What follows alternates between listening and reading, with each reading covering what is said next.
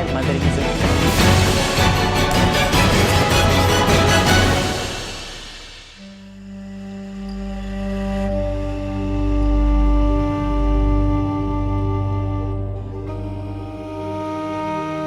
Qachonlardir bu bo'lganda ham dunyoda kattaligi bo'yicha 4-o'rinda turadigan dengiz, ya'ni u Orol dengizi edi.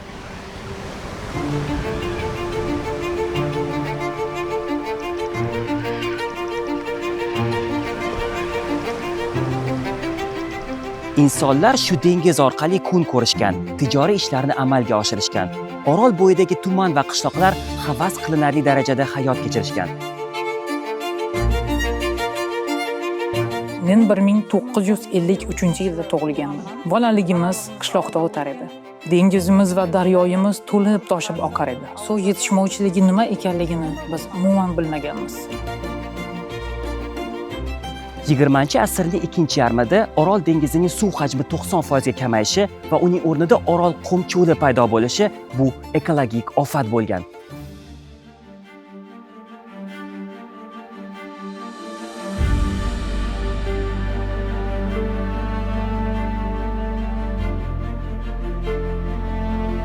Orol bo'yida qishloq xo'jaligining rivojlanishi keskin pasaya boshladi. Dengizning yo'q bo'lib ketishi Orol bo'yi flora, faunasi, landshafti va iqlimiga salbiy ta'sir ko'rsatgandi. Eng ko'p zarar ko'rgan zonalar Qoraqalpog'istonning 4 ta tumani: Mo'ynoq, Bo'zatau, Qo'ng'irot va Taxtako'pirdir. Orol qurib, Amudaryoning suvi avvalgidek to'lib toshib oqmagandan so'ng bizning xalqimizda ko'p qiyinchiliklar boshlandi. Mollarga yaylov, ekin ekishga esa yer yo'q. Xalqimizning ayrimlari esa boshqa qulay joylarga ko'chib ketishga majbur bo'lishdi. Hozir Orol dengiziga borsangiz, uning ayanchli ahvoli va qumda qolgan kemalarnigina ko'rasiz. Bu holatni ko'rib insonning yuragi g'ash bo'ladi. Ashidi uni har bir odam ko'zi bilan ko'rib, jon tani bilan sezinu kerak.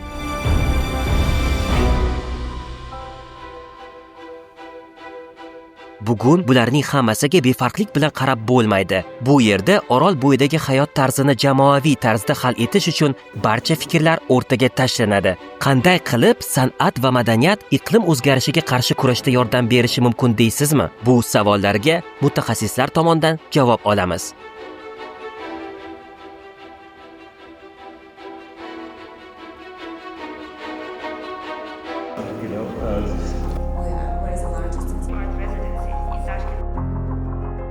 Summit boshida O'zbekiston madaniyatini va san'atini rivojlantirish jamg'armasi raisi Gayna Umerova nutq so'yladi. Men uchun bu birinchi Orol madaniy sammitida sizlarni qutlash katta sharaf. Bu sammit kecha Samarqandda bo'lib o'tgan ochilishdan so'ng darhol boshlanmoqda. Biz bilan bo'lganingiz uchun minnatdorman. Keling, ushbu kunlarni bir-birimizga e'tibor, yangi g'oyalarga qiziqish va quloq solish hamda tushunish bilan o'tkazamiz.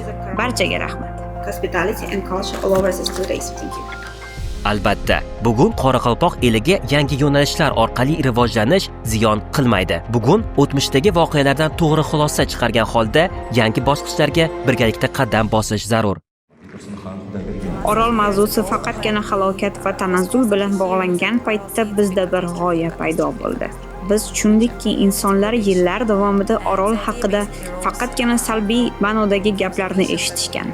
Biz bu tasavvurlarni o'zgartirishni xohladik. Mintaqada hali ham umid borligini, qo'l qovushtirib o'tirmasdan harakat qilish kerakligini ko'rsatmoqchi bo'ldik. Orol dengizi haqida qayg'urishimiz, ko'p nolishimiz, o'tirishimiz mumkin yig'lab haligacha. Lekin endi nima qilishimiz mumkin? Soatlab u haqida gapirish, nima bo'lgani, oldin qanday bo'lgani, nimani yo'qotganimiz haqida gapirish befoyda deb o'ylayman. Madaniyat orqali, ilm orqali, yangi ixtirolar, texnologiyalar orqali muammoga boshqa tomondan qarash mumkin. O'zimizni anglab yetganimizdan so'ng biz o'zimizni, o'z madaniyatimizni va millatimizni sevishga qodir bo'lamiz hamda ushbu muammolarni hal qilishga katta hissa qo'shishimiz mumkin. Oldinga qo'yilgan maqsadlar uchun bizga nafaqat mahalliy, balki dunyoning turli o'lkalaridan tashrif buyurgan mutaxassislarning ham yordami zarur bo'ladi albatta.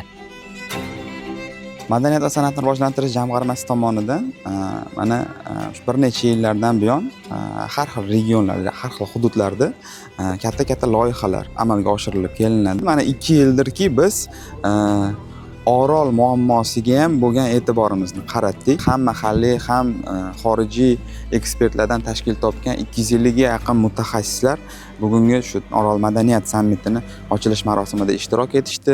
Orol muammosiga bo'lgan e'tiborni boshqa rakursdan qaratishga harakat qildik. Masalalarni hadi faqat yomon tarafdan ko'tarib chiqurmasdan unga madaniyat san'at tarafidan ham yo'nalish berib turib, boshqa rakursdan chiqarishga harakat qildik.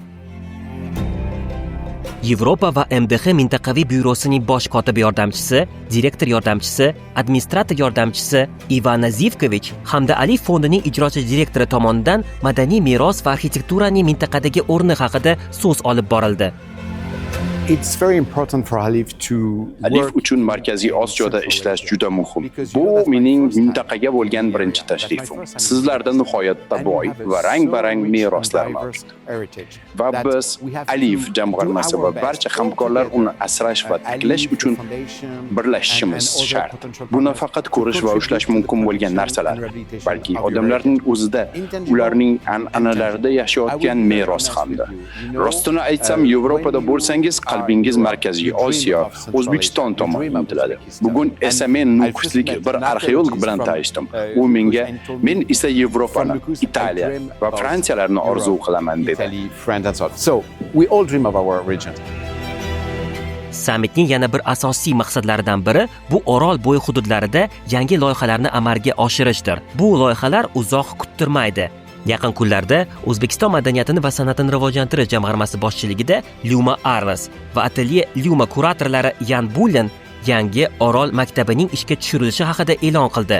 Ushbu maktab Orol dengizini o'zgartirish va tajribalar o'tkazish uchun yaxshi imkoniyatlar yaratishda xizmat qiladi.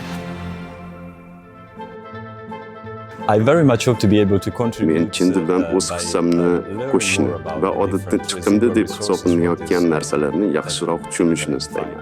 Aslida ular foydali narsaga aylantirish mumkin bo'lgan qoldiqlardir. Men tabiatga qarshi emas, balki u bilan hamkorlikda qanday ishlash mumkinligini ko'rsatmoqchiman. Gap yangi materiallar yaratish haqida ketmoqda. Bu yerda mavjud bo'lgan qishloq xo'jalik chiqindilari, qoldiq, oqimlar, tuzlar va boshqa tabiiy resurslardan foydalanish mumkin. Asosiysi ularni axlat emas, balki yangi va foydali narsalarni birgalikda yaratish mumkin bo'lgan hamkor sifatida ko'rish mumkin. Madaniy merosni asrash g'oyasi menga juda yaqin. Lekin men ishonamanki, biz yangi narsalarni ham yaratishimiz kerak. Faqat o'tmishda yashab bo'lmaydi. Axir bizning tariximiz ertaga ham davom etadi. Ba'zida men qilayotgan ishlarim go'yoki fantastikadek, real hayotdan uzoqdek tuyulishi mumkin. Lekin men chin dildan ishonamanki, bu o'tmish bilan kelajak o'rtasidagi tanlov qilish emas, balki ularni uyg'unlashtirishdir. O'tmishga hurmat, tabiiy tirik materiallar bilan ishlash va zamonaviy texnologiyalar bilan incredible space and technology is the way to go. I really think. I think we can't go backwards.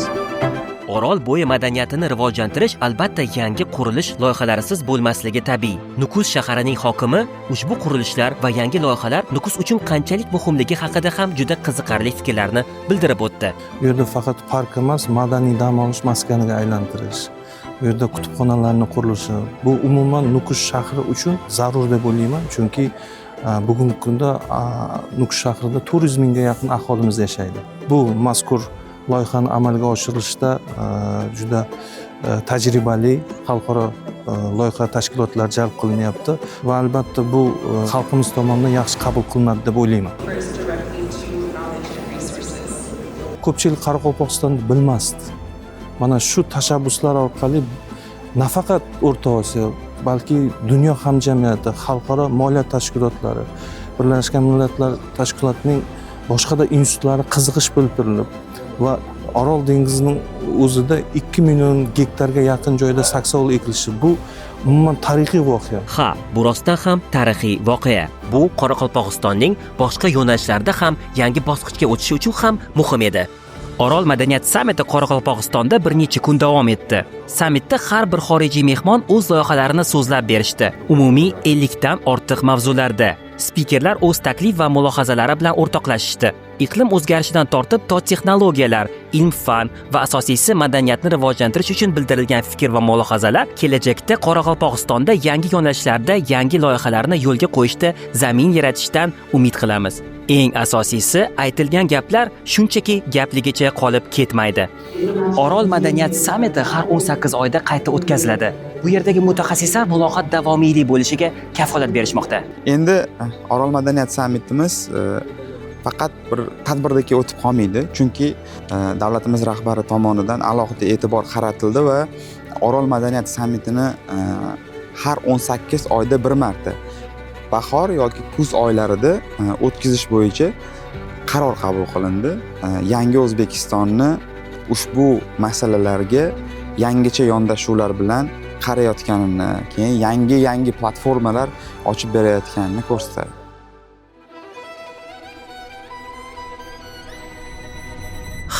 Nukusda o'tkazilgan Orol madaniyati sammiti boshlanishidan bir kun avval O'zbekiston Respublikasi Prezidenti Shavkat Mirziyoyev hamda qo'shni davlatlar rahbarlari Samarqanddagi iqlim konferensiyasida yig'ilishgan edi. Minglab yillik tarix guvohi bo'lgan Samarqand bugun kelajak uchun qaror qabul qilinayotgan joy. Har bir kelishuv ertangi avlod uchun berilgan so'z va imkoniyatlardir.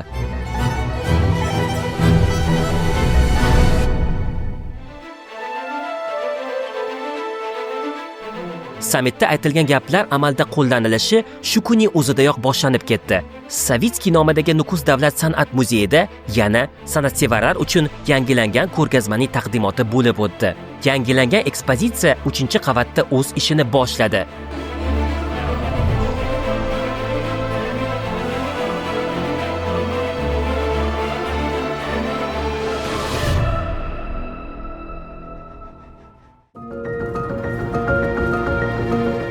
Oqshomda esa Qoraqalpog'istonning Chilpiq madaniy yodgorligida ilk bora o'ziga xos konsert dasturi qo'yildi.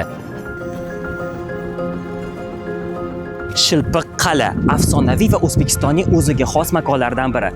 Aynan shu yerda O'zbekiston Milliy simfonik orkestri va mashhur kompozitor Kirill Rixter o'z chiqishlariga tayyorgarchilik ko'rishmoqda.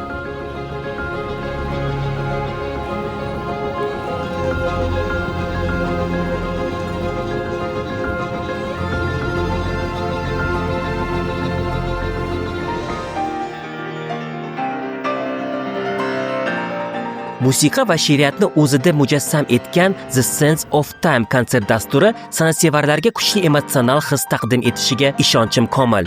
O'zbekiston madaniyatini va san'atini rivojlantirish jamg'armasi dunyoning yetakchi musiqa ustalarini ochiq osmon ostida bir sahnaga birlashtirdi.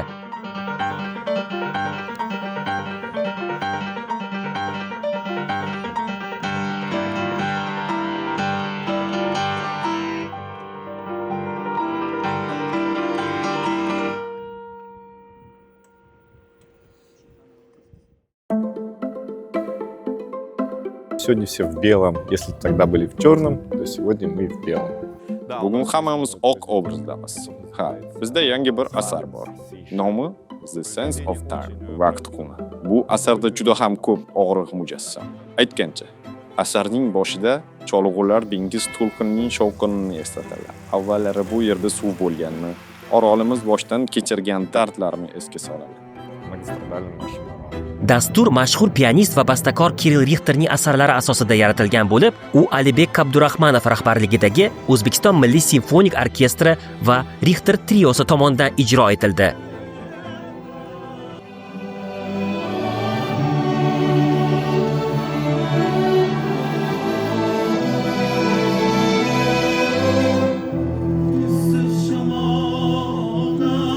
Это большой вопрос о том, что biz yer va sayyoramiz bilan nimalar qilayotganligimiz haqidagi katta savol. Menimcha sammitning bu muammoni ko'tarayotgani juda ham muhim. Eng muhimi odamlar bu hududga e'tibor qaratishga, uni qayta tiklashga harakat qilayotgani. И помочь возродить этот регион.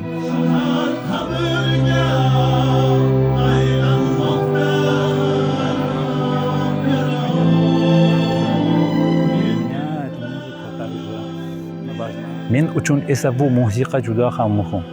Bu xor uchun maxsus yozilgan asar bo'lib, o'zbek tilida kuylanadi. Ham xor ham O'zbekiston orkestri uchun. Men matnlar ustida ko'p ishladim. U musiqada fojiaviy eshitilsa-da, lekin so'zlarning mazmuniga anita chuqur. Bugun biroz qayg'uli bo'ladi, lekin shu bilan birgalikda go'zal. Tomoshabinlarning o'zlari esa ushbu musiqani qanday qabul qilishni hal qilishadi. Слушателям самим решить, и как воспринимать эту музыку.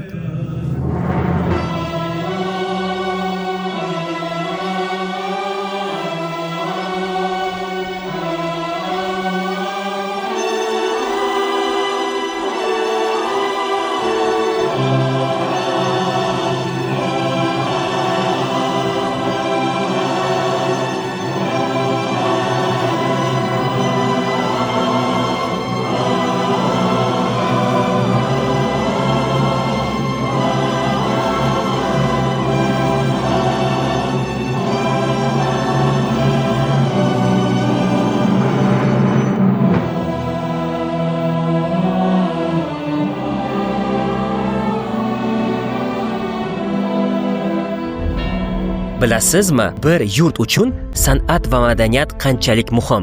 San'at va madaniyat bu shunchaki ko'ngil xushlik emas. Bu jamoat zaruriyati.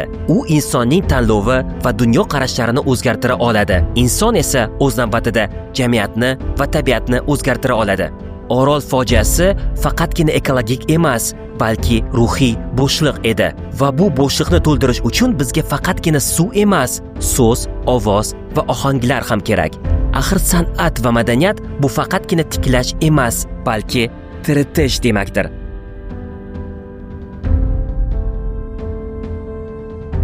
San'at va madaniyat orqali insonlarning turmush tarzini o'zgartira olish tarixdan o'z isbotini topgan. San'at haqiqatdan ham insonning dunyo qarashini o'zgartiradi. San'atga san'at bilan yaqinroq bo'ling.